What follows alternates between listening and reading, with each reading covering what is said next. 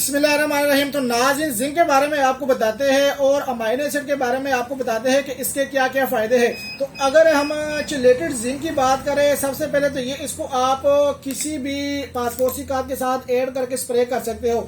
इसका जो मेन काम होता है, अगर आप चाहते हो कि ज्यादा से ज्यादा फूल बने, यानी अगर बागात वाले जितने भी है ना, केनू वाले ले ले, एप्पल वाले ले ले, जितने भी बागात है, तो अगर चाहते हो कि ज्यादा से ज्यादा फूल बने तो आप फिर इस खाद का इस्तेमाल करके बेहतरीन रिजल्ट हासिल कर सकते हो। और अगर बुरान की बात करें तो उन फूलों को आगे बढ़ाने का काम फिर इसका होता है, यानी कि फूल से फल तक का काम बुरान का होता है। इससे ये होता है कि ज्यादा फूल गिरेगा भी नहीं इसके साथ, और फूलों की तादाद में जितनी ज्यादा इजाफा होगा उसी हिसाब से आपके पैदावार में इजाफा होगा और फसल बीमारी से भी बच के रहेगा।